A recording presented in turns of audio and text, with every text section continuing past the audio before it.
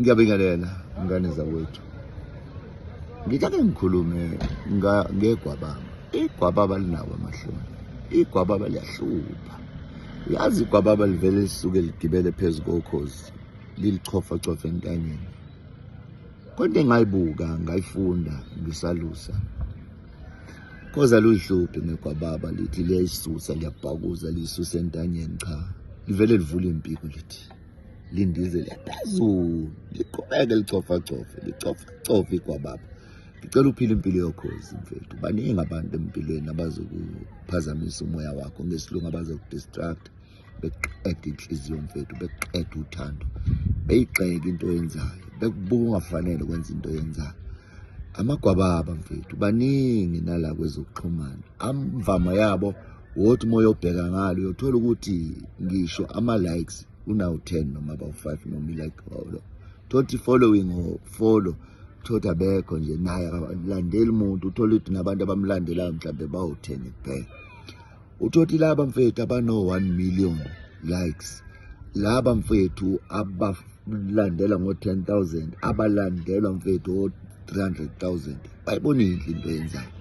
Qhubeka mfethu iba ukhozi, ndiza kakhulu, qala phansi wenza into ezinhle.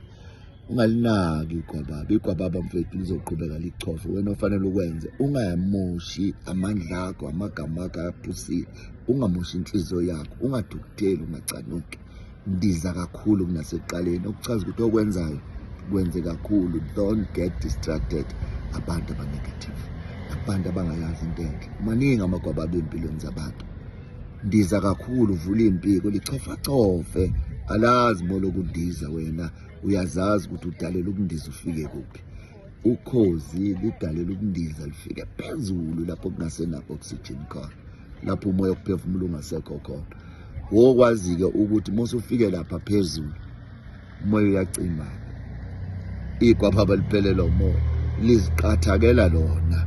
Alidingi ukuthi uzuhlikihla intamo noma ukuthi uyathukana nawe ubuyisela amagama amabi, liqathakela lona. Lesikhathi liqathaka umoya usuvalekile, selifile. Vula impiko kakhulu kunasekuqaleni, yabona, undize kakhulu kunasekuqaleni. Uzobona impilo izoba ngcono. Ungawanaka amagwababa. Amagwababa maningi. Othi mawuqala uthi uyakha liqhamuka igwababa ligxeke. Mawuqala uthi uthola umsebenzi liqhamuke. Mawuqala uthi uyagana noma ngathi wenzani, hleli icuthile amagwababa.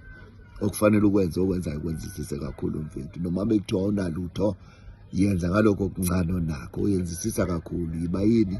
Yiba ukhozi mntakamama. Khozi mfethu alihluphi, liloku lihlikina lithi lichithe igwaba, lithi lenzani, liyabhakuza, loze liphuke impiko. Nawe uyozilahlekelwa isimilo nenhlonipho. Gcina inhlonipho yakho nothando lwakho mfethu. Ndiza kakhulu, yenza kakhulu, cizelela kokwenzayo. Ndiza kakhulu mfethu, yaphezulu. Bonke abakuzondayo, abakucekela phansi, nabangakuthandi bazoyiqathakela bona. Undize mfethu, uyothi uma usuqedile bese uyijwizela into zohamba kahle kakhulu. uNkulunkulu ke mfethu abe nawe, akwenza ube ukhozi ungabi igwababa. Amen.